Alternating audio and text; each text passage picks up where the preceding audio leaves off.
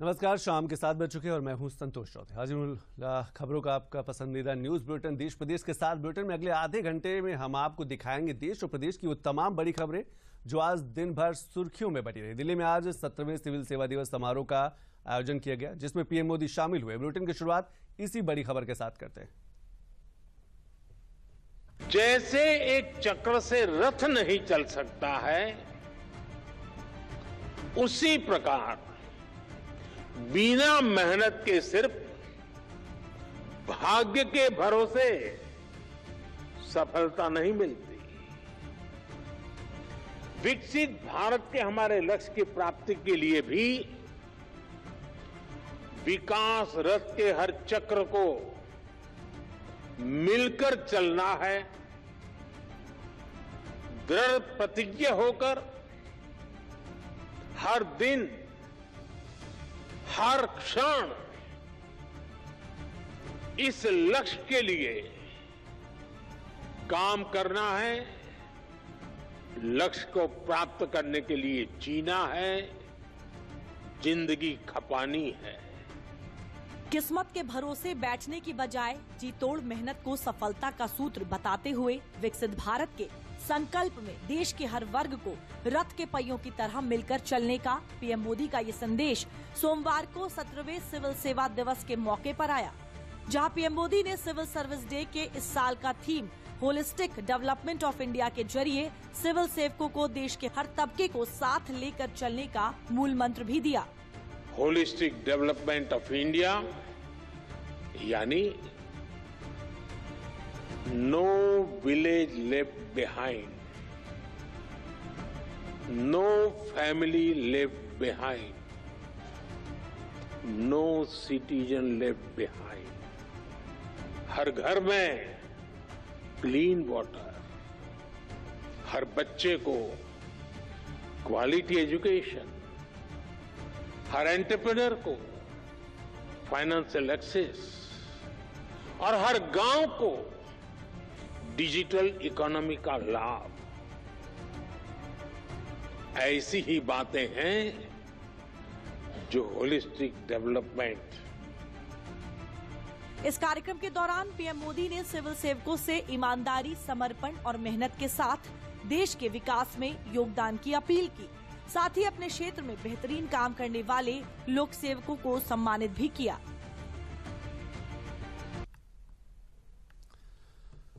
और हाल ही में सपा अध्यक्ष अखिलेश यादव ने मीडिया के सवालों के जवाब में 2027 विधानसभा चुनाव में गठबंधन के साथ सियासी मैदान में उतरने की मंशा जाहिर की। अखिलेश यादव के उसी बयान और ऐलान पर डीडीयूपी संवाददाता अभिषेक मणि त्रिपाठी ने यूपी सरकार में मंत्री कपिल देव अग्रवाल से बात की है। एक रिपोर्ट देख लेते हैं।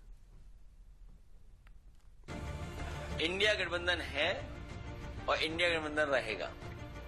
यूपी में विधानसभा चुनावों को भले ही अभी करीब 2 साल का समय बाकी हो, लेकिन सपा अध्यक्ष अखिलेश यादव के इस बयान से साफ है कि 2027 के विधानसभा चुनावों में अखिलेश यादव गठबंधन के साथ मिलकर सियासी मैदान में उतरने की तैयारी में है।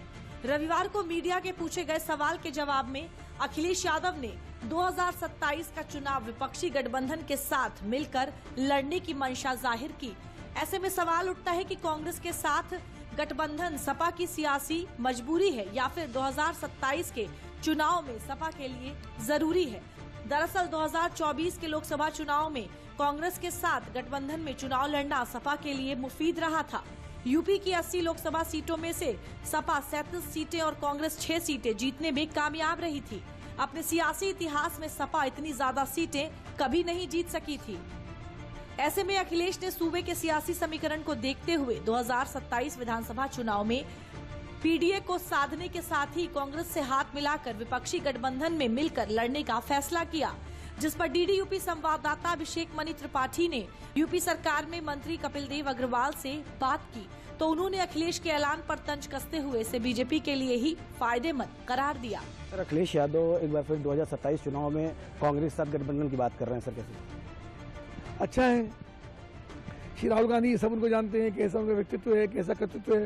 ये देश की निंदा पूरी दुनिया में जाकर करने का काम करते हैं और मुझको लगता है कि देश की निंदा जो वो करते हैं तो उनके अंदर वो याद आ जाता है कि उनमें आधा खून तो विदेश का ही है उनके अंदर भी, तो इसलिए वो सारी चीज़ याद रहती है। देश से उनको प्यार कम है, विदेशों से प्यार उनको ज़्यादा है, और ऐसे व्यक्ति के साथ, ऐसे नेता के साथ समाजवादी पार्टी श्री अखिलेश यादव गठबंधन कर रहे हैं, जो पहली अपनी पार्टी को संभाल नहीं पा रहे हैं। उनकी पहली पार्टी गर्त के अंदर जा रही है, तो हमको प्रसन्नता इस बात की उनका गठबंधन बना रहे और भारतीय जनता पार्टी इस प्रकार से अपनी परफॉर्मेंस करती रहेगी और जनता का प्यार मिलता रहेगा। हालांकि अभी यूपी में विधानसभा चुनावों को लंबा वक्त पड़ा है। ऐसे में आखिरी मौके तक यूपी की सियासत क्या करवट लेती है और कौन किसके साथ होता है और कौन किसका साथ छोड़ता है, ये कह पाना मुश्किल है। और कांग्रेस सांसद और लोकसभा में विपक्ष के नेता राहुल गांधी अक्सर विदेशी धरती पर दिए अपने बयानों के चलते सियासी निशाने पर रहते हैं। और एक बार फिर राहुल गांधी उसी सियासी निशाने पर एक रिपोर्ट देख लेते हैं। More people voted in the Maharashtra Assembly elections than there are adults in Maharashtra. Gave us a figure, voting figure for 5:30 in the evening, and between 5:30 in the evening and 7:30 in the evening when the poll was supposed to occur, 65 lakh voters voted. Now, that is physically impossible to happen. Congress सांसद और लोकसभा में विपक्ष के नेता राहुल गांधी अक्सर विदेशी धरती पर दिए अपने बयानों के चलते सियासी निशाने पर रहते हैं। और रविवार को अपने अमेरिकी दौरे पर बोस्टन में आयोजित कार्यक्रम में राहुल गांधी ने देश के चुनाव आयोग पर सवाल खड़े करते हुए ऐसा बयान दिया जिस पर घमासान मचना तय था। वहीं राहुल गांधी के बयान को आगे बढ़ाते हुए कांग्रेस नेता प्रमोद तिवारी ने राहुल गांधी के बयान पर अपना समर्थन जताया है। तो कोई राहुल जी ने जो बात कही है उसमें जो सच्चाई है उसको क्यों नहीं एड्रेस करते? जो उन्होंने तथ्य रखे कि जितने वोट बढ़े हैं, तो थोड़े बहुत वोट नहीं बढ़े, 48-49 लाख वोट बढ़े और सबके सब एक पार्टी की तरफ जा रहे हैं। तो ये सारी चीजें हैं। राहुल गांधी ने अमेरिका की धरती से जो सवाल उठाया उस पर यूपी से जोरदार पलटवार आया है। यूपी के डिप्टी सीएम केशव प्रसाद मौर्य और यूपी सरकार में मंत्री ओपी राजभर ने विदेशी धरती पर राहुल गांधी की तरफ से सवाल उठाए जाने को उनकी आदत का हिस्सा करार दिया है। जब कांग्रेस जीत जाए आंध्र प्रदेश में, वो कर्नाटका में और तेलंगाना में, हिमाचल में, तो चुनाव आयोग सही है, और जहाँ कांग्रेस हार जाए वहाँ चुनाव आयोग खराब है। तो ये कांग्रेस की आदत हो गई है और उल्टे सीधे बयानबाजी करने और देश की जो महत्वपूर्ण संवैधानिक संस्थाएं हैं उनके प्रति उल्टे सीधे बयानबाजी करके देश का माहौल खराब करने का। लेकिन जनता का जनादेश भारतीय जनता पार्टी हमारे गठबंधन के साथ है। देखिए, जब राहुल गांधी जी विदेश जाते हैं तब वो भारत को कटघरे में खड़ा करते हैं, भारत की बदनामी करते हैं। अगर उनको तकलीफ वहाँ महाराष्ट्र से है तो सुप्रीम कोर्ट यहाँ बना हुआ है, सुप्रीम कोर्ट में उनको जाना चाहिए। वो बात अपने यहाँ अपने देश में जो व्यवस्था, उस व्यवस्था के फोरम पर कहना चाहिए। अब वो जाकर के विदेश में भाषण दे रहे हैं कि ऐसा हो रहा है, तो विदेश के भाषण से यहाँ से क्या ताल्लुकात है? कांग्रेस नेता राहुल गांधी के चुनाव आयोग पर दिए बयान के बाद कांग्रेस पार्टी पूरी तरह से बीजेपी के निशाने पर है। और अगली खबर सपा अध्यक्ष अखिलेश यादव के इस बयान से जुड़ी है जिसमें उन्होंने यूपी के थानों में एसओ और एसएचओ की तैनाती को लेकर सवाल खड़े किए थे। और अब अखिलेश यादव के आरोपों पर यूपी के डीजीपी प्रशांत कुमार का बड़ा बयान भी सामने आ गया है। आगरा में जो पोस्टेड हैं एसएचओ एसओ, टोटल पोस्टिंग है 48, पीडीए 15, बाकी सब सिंह भाई लोग हैं। सियासत में जातीय समीकरण के बेहद खास मायने होते हैं, लेकिन अब यूपी में बात पुलिस थानों में तैनात एसओ और एसएचओ की जाति पर जा पहुंची है। रविवार को सपा अध्यक्ष अखिलेश यादव ने यूपी के थानों की तैनाती का जातीय समीकरण बताते हुए उनमें पोस्टेड एसओ और एसएचओ की जाति को लेकर बड़ा दावा कर दिया। सपा अध्यक्ष अखिलेश यादव ने आगरा में तैनात थानेदारों की जाति का जिक्र करने के साथ ही मैनपुरी, चित्रकूट और महोबा के थानों में तैनात पुलिस अफसरों की जाति को बताया। मैनपुरी 15 है टोटल पोस्टिंग, पीडीए 3, सिंह भाई लोग 10। चित्रकूट बिल्कुल आपके बगल में जिला है, छोटा जिला है। अगर कहीं गलत डेटा हो तो मैं अपने पत्रकार साथी से कहूंगा डेटा ठीक कर दें हमारा। टोटल पोस्टिंग 10, पीडीए 2, सिंह भाई 5।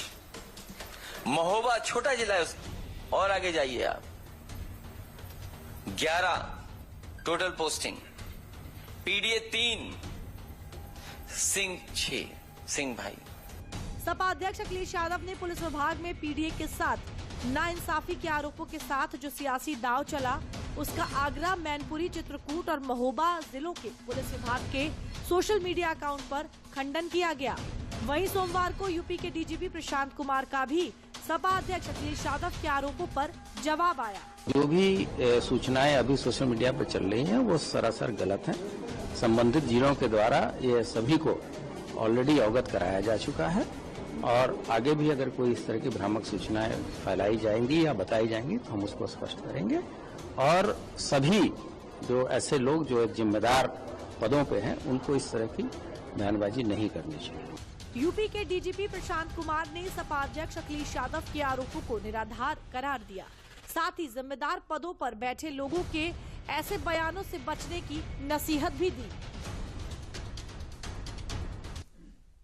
तो चलिए बात झारखंड की कर लेते हैं और जहां रविवार रात राजपूत करणी सेना के राष्ट्रीय उपाध्यक्ष विनय सिंह की गोली मारकर हत्या कर दी गई थी, जिसके बाद से राज्य में माहौल गरमाया हुआ नजर आ रहा है। एक रिपोर्ट देख लेते हैं। बीते दिनों समाजवादी पार्टी के सांसद रामजीलाल सुमन के राणा सांगा पर दिए गए विवादित बयान के बाद से अपने प्रदर्शनों को लेकर लगातार सुर्खियों में रहने वाली करणी सेना एक बार फिर से चर्चा में है। इस बार करणी सेना प्रदर्शन को लेकर नहीं बल्कि करणी सेना के राष्ट्रीय उपाध्यक्ष और झारखंड प्रदेश अध्यक्ष विनय सिंह की हत्या को लेकर चर्चा में है। आपको बता दें कि बीती रात विनय सिंह की गोली मारकर अज्ञात लोगों ने हत्या कर दी। ये घटना जमशेदपुर के मानगो बालीगुमा क्षेत्र में एक होटल के पास गली में हुई। मोबाइल लोकेशन के जरिए पुलिस ने उनका शव बरामद किया। उनके सिर पर गोली लगी थी। विनय सिंह के हाथ और पैर में भी चोट के कई निशान भी मिले हैं। हत्या के बाद क्षत्रिय समाज और करणी सेना कार्यकर्ताओं में आक्रोश। प्रदर्शनकारियों ने राष्ट्रीय राजमार्ग 33 पर डिमना चौक को किया जाम। क्षत्रिय समाज और करणी सेना ने की हत्यारों को तत्काल गिरफ्तार करने की मांग। हमलावरों को गिरफ्तार करने के लिए तलाशी अभियान शुरू, जांच जारी। पुलिस ने इसे सुनियोजित हत्या करार देते हुए विशेष जांच दल एसआईटी का गठन किया है और सीसीटीवी फुटेज की जांच शुरू कर दी है। करणी सेना के नेताओं ने 48 घंटे में हत्यारों की गिरफ्तारी न होने पर उग्र आंदोलन और झारखंड बंद की चेतावनी दी है। और कांग्रेस नेता राहुल गांधी की नागरिकता पर उठे सवाल अब अदालत के दरवाजे तक पहुंच चुके हैं। हाईकोर्ट ने केंद्र से 10 दिन में जवाब भी मांगा है। दोहरी नागरिकता के आरोप पर अगली सुनवाई 5 मई को होनी है। एक रिपोर्ट देख लेते हैं। राहुल गांधी की भारतीय नागरिकता को चुनौती देने वाली याचिका के संबंध में सोमवार को हाईकोर्ट की लखनऊ बेंच में सुनवाई हुई है। इस सुनवाई के दौरान केंद्र सरकार की तरफ से एक स्टेटस रिपोर्ट को दाखिल किया गया था, मगर कोर्ट ने उसे पर्याप्त नहीं माना और इसके बाद बेंच ने इस मामले में केंद्र सरकार को 10 दिनों का समय देते हुए उनसे एक स्पष्ट रिपोर्ट मांगी है। 1 जुलाई 2024 को कर्नाटक के वकील और भाजपा नेता एस विघ्नेश शिशिर ने इलाहाबाद हाईकोर्ट में एक याचिका दायर की थी। इसमें उन्होंने राहुल गांधी के पास ब्रिटिश नागरिकता होने का भी आरोप लगाया था। याचिकाकर्ता ने ब्रिटिश सरकार के 2022 के गोपनीय मेल का हवाला देते हुए ये आरोप लगाया था। विघ्नेश शिशिर ने भारतीय नागरिकता अधिनियम 1955 की धारा 9(2) के तहत राहुल गांधी की भारतीय नागरिकता रद्द करने की मांग की थी। विदेशी नागरिकता, खासकर उनकी ब्रिटिश नागरिकता के बारे में जो हमने दावा दायर किया है, तो उसके बारे में अंतिम निर्णय लेने के लिए आज सुनवाई के लिए डेट फिक्स किया था। तो उसके सिलसिले में आज सुनवाई हुआ माननीय न्यायालय में दोपहर में। तो गृह मंत्रालय से ये पता चला है, उन्होंने स्टेटस रिपोर्ट दाखिल किया माननीय न्यायालय के सामने कि अंडर फाइनल कंसिडरेशन है, प्रोसेस है, लेकिन फिर भी माननीय न्यायालय ने फाइनल अल्टीमेटम अभी दिया है गृह मंत्रालय भारत सरकार को कि अगले 10 दिन के अंदर अंदर इस मामले के ऊपर अंतिम निर्णय लें कि ये राहुल गांधी जी या भारत के नागरिक हैं या भारत के नागरिक नहीं हैं। यह अंतिम निर्णय लेने के बाद माननीय न्यायालय को वो क्या बोलते हैं, निर्णय जो लिया है उसका फाइनल डिसीजन, जो ऑर्डर है, जो गवर्नमेंट ऑर्डर है, जीवो जो इशू करके उसको न्यायालय के सामने पेश करने के लिए न्यायालय ने कहा है। इस मामले की अगली सुनवाई के लिए कोर्ट ने 5 मई की तारीख तय की है। अब कोर्ट द्वारा दी गई अगली तारीख पर ही पता चलेगा कि इस मामले में केंद्र सरकार क्या रिपोर्ट पेश करेगी और उस पर कोर्ट का क्या रुख होगा। और कर्नाटक के पूर्व डीजीपी की हत्या ने पूरे राज्य को चौंका दिया है। हत्या का शक उनकी पत्नी पर जताया जा रहा है। देखिए हत्या की इस हाई प्रोफाइल मिस्ट्री की पूरी कहानी क्या है। एम्बुलेंस, पुलिस की गाड़ियां, मीडिया के कैमरे और बड़ी तादाद में लोगों का जमावड़ा। तस्वीरें कर्नाटक के बेंगलुरु में हुए हाई प्रोफाइल मर्डर से जुड़ी है। दरअसल रविवार रात कर्नाटक के पूर्व डीजीपी ओम प्रकाश की हत्या का चौंकाने वाला मामला सामने आया था, जिसके बाद से डीजीपी के मर्डर की खबर पर हर किसी की नजर बनी हुई थी। पुलिस मामले की तफ्तीश में जुटी हुई है, लेकिन उससे पहले पूर्व डीजीपी की हत्या को लेकर जो दावे किए जा रहे हैं वो काफी चौंकाने वाले हैं। कर्नाटक के पूर्व डीजीपी ओम प्रकाश की मौत के मामले में चौंकाने वाले दावे। 20 अप्रैल को बेंगलुरु में अपने घर में मृत पाए गए थे पूर्व डीजीपी ओम प्रकाश। दावा किया जा रहा है कि पूर्व डीजीपी ओम प्रकाश का दोपहर में पत्नी के साथ झगड़ा हुआ था और झगड़े के दौरान ही उनकी पत्नी ने पहले उन पर मिर्च पाउडर फेंका और फिर उन्हें बांधा और फिर चाकू से हमला करके उनकी हत्या कर दी। बताया जा रहा है कि 68 साल के ओम प्रकाश पर कांच की बोतल से भी हमला किया गया था और हत्या के बाद ओम प्रकाश की पत्नी ने एक अन्य पुलिसकर्मी की पत्नी को फोन करके अपनी पति का मर्डर करने की जानकारी दी। इसके बाद पुलिस ने मौके पर पहुंचकर ओम प्रकाश की पत्नी और उनकी बेटी को हिरासत में ले लिया था। Director general of police Shri Jayaprakash Om Prakash has been murdered, they say by his own wife, but the investigation is on. Until and unless we get the report, the investigation report, we cannot conclude anything. The investigation is on. They are looking at various aspects. Once the report is with us, then we can say how the murder is being done and so on. फिलहाल police पूर्व DGP की हत्या की गुत्थी सुलझाने के लिए मामले की पड़ताल में जुटी हुई है। वहीं सोमवार को पूर्व डीजीपी का पोस्टमार्टम कराकर पुलिस ने शव को उनके बेटे के सुपुर्द कर दिया है। Handed after the PM, we have handed over the body to the sir's son for the final rituals. In Wilson Garden, the final rites for the cremation will take place. It is kept for the public view in the HSR tennis ground. Please come. 1981 batch के IPS अधिकारी ओम प्रकाश ने 2015 से 17 तक राज्य के DGP और IGP के रूप में काम किया। उनकी हत्या की खबर से कर्नाटक में हलचल तेज है। और दिव्यांगजनों की जिंदगी आसान बनाने की दिशा में मुरादाबाद की अनूठी पहल को देश भर में सराहना मिली है। प्रधानमंत्री नरेंद्र मोदी ने जिले को नवाचार श्रेणी में सम्मानित भी किया है। इस पर एक रिपोर्ट देख लेते हैं। सिविल सर्विस डे के अवसर पर सोमवार को उत्तर प्रदेश के मुरादाबाद जिले को दिव्यांगजन सुगम पुस्तकालय को लेकर नवाचार श्रेणी में प्रधानमंत्री पुरस्कार से सम्मानित किया गया। दिल्ली के विज्ञान भवन में आयोजित समारोह में प्रधानमंत्री नरेंद्र मोदी ने दिव्यांगों के सशक्तिकरण के लिए सुगम पुस्तकालयों की स्थापना के लिए नवाचार श्रेणी में मुरादाबाद के डीएम अनुज सिंह को प्रधानमंत्री पुरस्कार से सम्मानित किया गया। उत्तर प्रदेश के मुरादाबाद जिले की सुगम्य पुस्तकालय पहल के लिए ये पुरस्कार प्राप्त कर रहे हैं मुरादाबाद के जिलाधिकारी श्री अनुज सिंह।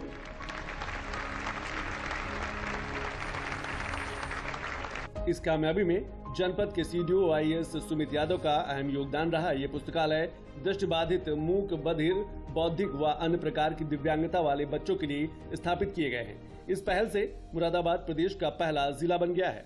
आइए जान लेते हैं कि कौन है आईएएस अनुज सिंह।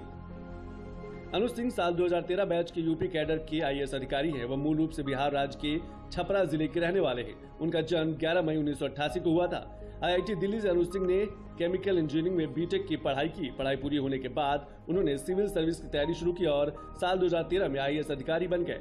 साल 2015 में उन्होंने मसूरी से आईएएस ट्रेनिंग पूरी की। 2015 में नवंबर माह में उन्होंने बांदा में ज्वाइंट मजिस्ट्रेट के पद पर पहली तैनाती मिली। वहीं सिविल सर्विस डे पर सीएम योगी ने समाज व राष्ट्र की प्रगति के आधार सभी कर्तव्यनिष्ठ सिविल कार्मिकों को सिविल सेवा दिवस की हार्दिक बधाई दी है। उन्होंने सोशल मीडिया एक्स पर लिखा है कि आपकी कर्तव्यनिष्ठा और समर्पण ही आपके कार्यों की सबसे बड़ी पहचान। आप सभी के अधिक परिश्रम और ईमानदारी से समाज में सकारात्मक परिवर्तन को नित नई गति मिलती रहे। तो चलिए भी वक्त तो चला एक छोटे से ब्रेक का।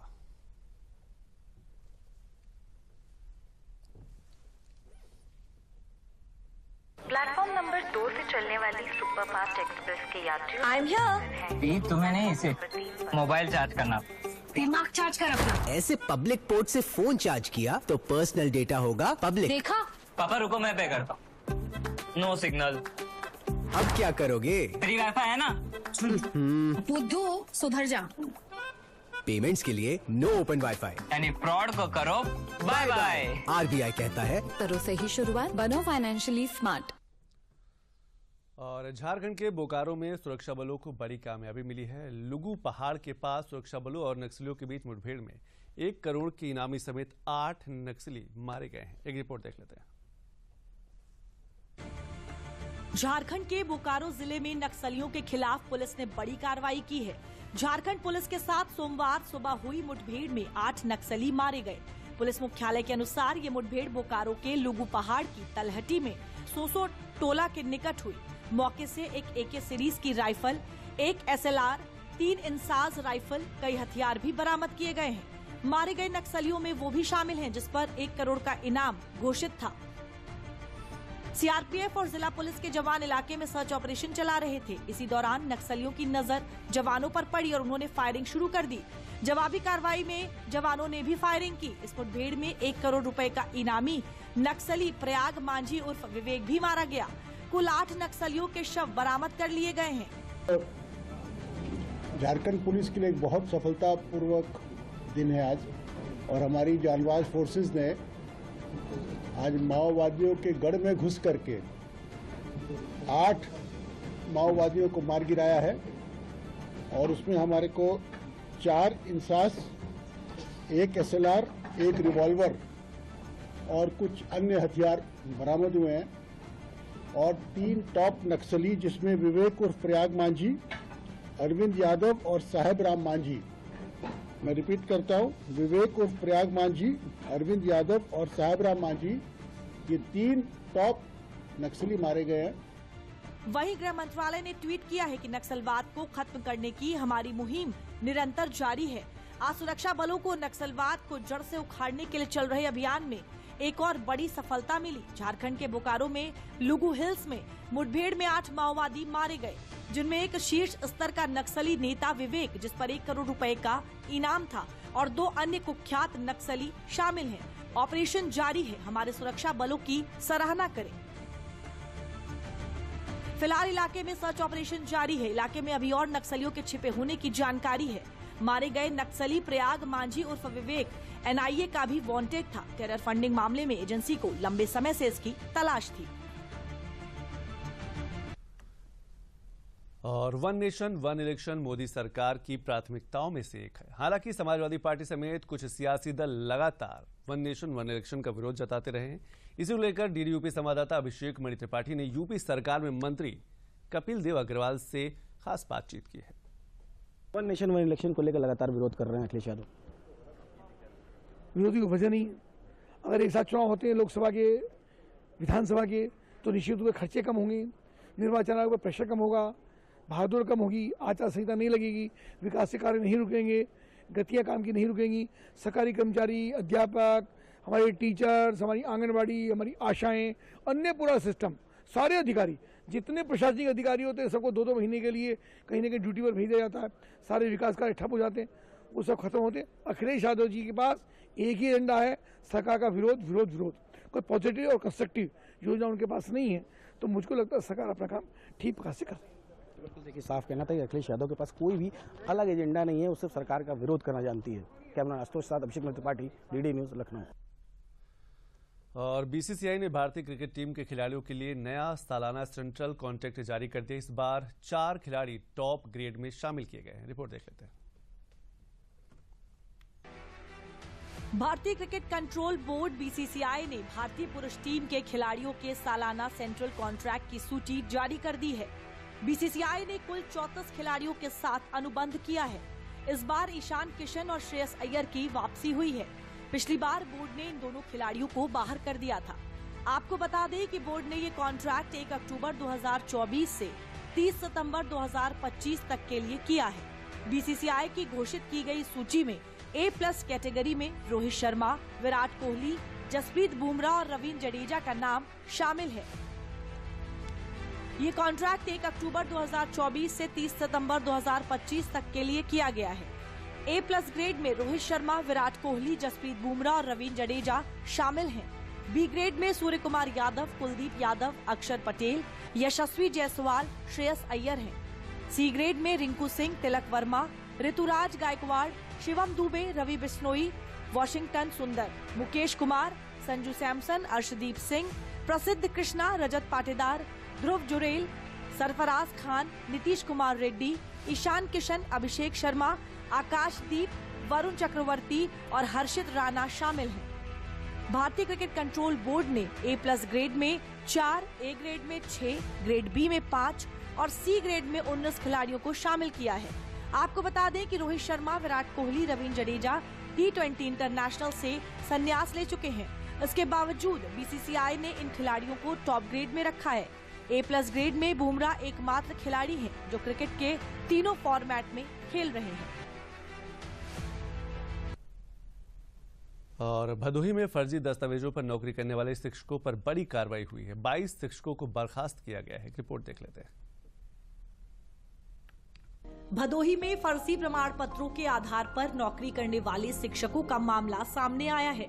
बेसिक शिक्षा विभाग ने 2023 से मार्च 2025 तक 22 शिक्षकों को बर्खास्त किया है। प्रेरणा पोर्टल पर सभी दस्तावेजों की ऑनलाइन जांच शुरू होने के बाद फर्जी प्रमाण पत्रों का खुलासा हुआ। संपूर्णानंद संस्कृत विश्वविद्यालय समेत अन्य विश्वविद्यालयों की डिग्री संदिग्ध पाई गई। क्या है पूरा मामला, आइए समझते हैं। 22 शिक्षक दूसरे के अभिलेखों पर नौकरी करते पाए गए। 885 विद्यालयों में 4000 से अधिक शिक्षक कार्यरत हैं। सत्यापन में 22 शिक्षक दूसरे के अभिलेखों पर नौकरी करते पाए गए। 2023-24 में बर्खास्त किए गए 11 शिक्षकों के वेतन की रिपोर्ट लेखा विभाग ने बेसिक शिक्षा विभाग को सौंप दी है।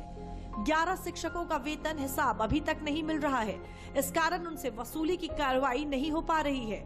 5 करोड़ रुपए का राजस्व नुकसान। शिक्षकों ने 15 से 18 साल की नौकरी में सरकार को 15 करोड़ रुपए का राजस्व नुकसान पहुंचाया है।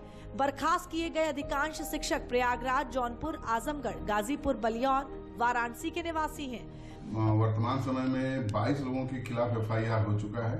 उनके वेतन की भी रिकवरी की कार्रवाई हो रही है। लगभग 5 संख्या बहुत एग्जैक्ट इसमें तो फिगर आपको नहीं बता पाएंगे, क्योंकि कुछ लोगों का मिला है और संख्या पहुंच जाएगी लगभग 15 करोड़ के आसपास। हमको लग रहा है कि हम रिकवरी लेंगे राजस्व विभाग के माध्यम से, तो उनको हम नोटिस दे रहे हैं। कुछ वित्त लेखा अधिकारी के माध्यम से ये रिकवरी होती है, उनको आंकलन होता है। आंकलन होने के बाद हम उनको नोटिस देते हैं, फिर राजस्व में वसूली के लिए भेजते हैं। तो प्रक्रिया गतिमान है, FIR की कार्रवाई हो चुकी है। भदोही में वर्षों से फर्जी प्रमाण पत्र लगाकर कार्य कर रहे 22 प्राथमिक विद्यालयों के शिक्षकों की सेवा समाप्त करके उनके विरुद्ध प्राथमिकी दर्ज कराई गई है।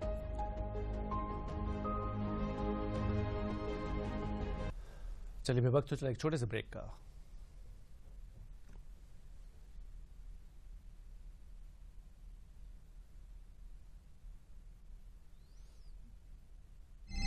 मिस सीमा जी, अभी पुलिस स्टेशन आई है।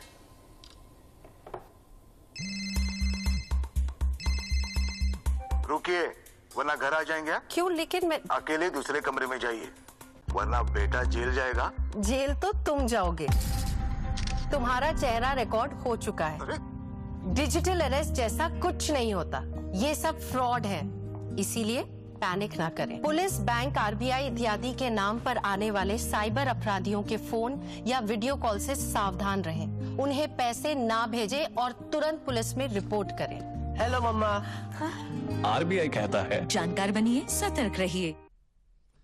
तो चलिए देश विदेश में अभी बस इतना ही। नमस्कार।